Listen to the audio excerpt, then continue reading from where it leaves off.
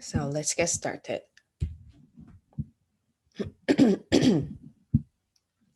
So let me ask you something about graphic design. So do you think graphic design is, it can be art or not?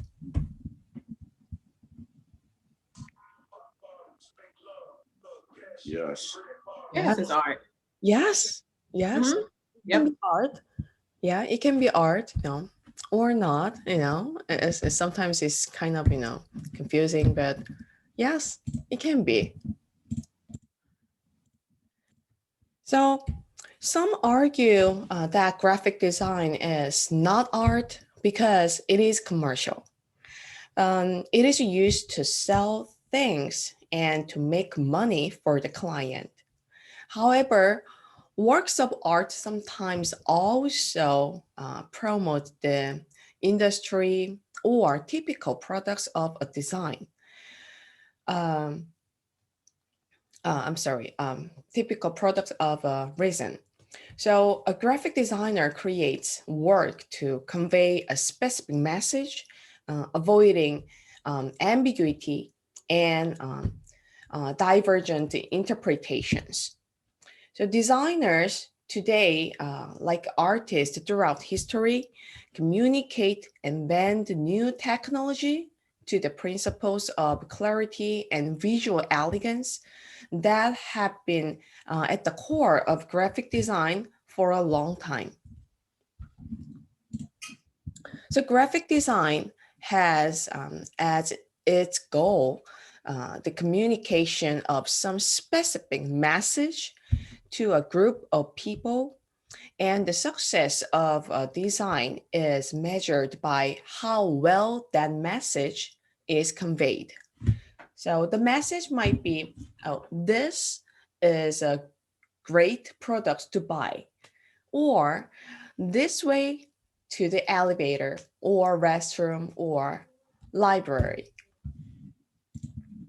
The graphic designers attend to the visual presentation of information as it is embodied in words and or images, books, newspapers, magazines, advertisement, packaging, um, websites, television, and designed and maybe film credits, road signs, and corporate logos are among the many items that must be designed before they can be printed or produced. So the digital revolution, for its part, dramatically increased the commercial application of this graphic design. So, excuse me. Today, international commerce, communications, and travel continue to fit the need for graphic design. So there are four factors for creating a great graphic design. First, sign and symbol. And the second is typography and layout. And the third one is word and image. And the last one is motion and interactivity.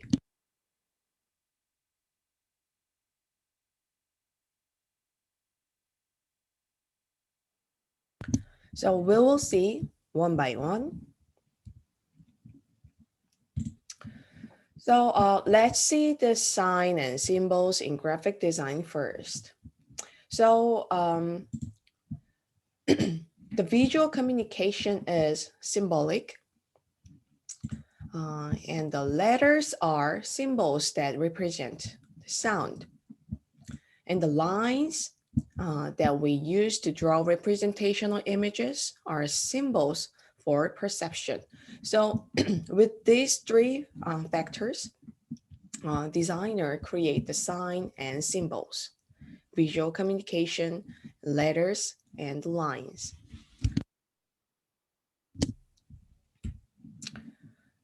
So let's see the examples. So what is this sign, everyone? That means there's a playground. That's right. That's right. It's a caution sign, because there are children playing. Yes. So we all recognize the symbol for children playing. The silhouette of two children on a teeter-totter appears against a yellow background. So it is one of the universal symbols that communicates essential information across language barriers. And while some sign refers to simple concepts, and other symbols embody more complex ideas and association. So the familiar LGBT flag was created in 1978 to represent the gay, lesbian, bisexual, and transgender community. And it was made by the designer Gilbert Baker. As a designer, Baker thought about what flags are and how they are seen and what they are supposed to accomplish. So most importantly, he considered how to represent the gay community in a positive and uplifting ways. So that's why he used the rainbow colors with the symbols. And let's look at these logos. Looks familiar with us, right? Mm-hmm. Mm-hmm. So among the most pervasive symbols in our visual environment today are logos and trademarks, so which are symbols of an organization or a product. So Paul Rand was one of the most influential of all American graphic designers. So these logos and the trademarks are designed by Paul Rand. So simple, clear, distinctive, and memorable. Each of these corporate logos has become familiar to millions of people around the world, instantly calling to mind the company and its products or services. Now, let's see typography and layout as the second graphic design factors. Um, Cultures throughout history have accomplished um, the visual aspects of their written language. In China and Japan and in Islam culture, like Eastern culture, calligraphy is considered as art. And in Western culture, letters for public architectural inscriptions have been carefully designed since the time of the ancient Romans, whose alphabet we have inherited. So Albrecht Dürer designed well-balanced letter forms called typeface. Typeface. So this is the typeface for the alphabet. So constructing each letter within a square, Dürer paid special attention to the balance to thick and thin lines and to the visual weight of the serifs, um, which means the short cross lines that finish the principal strokes. So today, type is created and set by digital and photographic method. The design of typefaces um, continues to be as important as often highly specialized field, and graphic designers have literally thousands of styles to choose for. So having selected typeface, and the designer's next concern is layout, or how text and images appear on the page like this. So layout is significant in design because one of the most important tasks of a graphic designer is to devise visual presentations that make potentially confusing information easier to grasp. So it includes such significations as the dimensions of the page, the width of the margins, the sizes and styles of type for um, text and headings, and the style and placement of running heads or feet, and many other elements. Now let's see word and images now. Um, so handed out to town dwellers and posted in public spaces uh, called like broadside.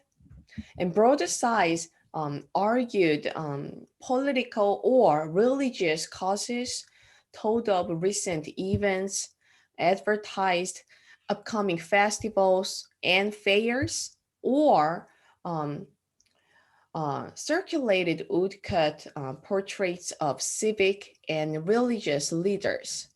So they were the direct uh, ancestors not only for advertising and posters, but also the leaflets, brochures, newspapers, and magazines.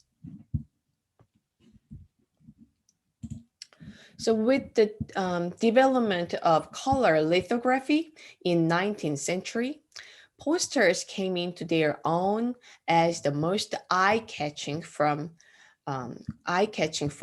of advertising. So, so this is the famous 1942 poster, "We Can Do It," by Howard Miller. So this picture is one of the many women who joined the workforce during World War II. The poster's inspirational slogan and the woman's arm are the focal point, and the figure and the text stand out from the background thanks to the use of saturated complementary colors, like blue and yellow. So repeated curving shapes and the lines tie the work together to create an effective and powerful message. So, and the last one is motion and interactivity. So with the development of film and television, graphic design was set in motion. Words and images work together in film titles, television program titles, and advertisements, all of which needed to be designed. So with the digital revolution, a new elements was added for designers to work with, like interactivity. So the possibility of give and take between users and technology by means of an interface. So there is a beautiful motion graphic video in the Moodle room. So please watch this video after this meeting. So graphic design is all around us, part of the look of daily life.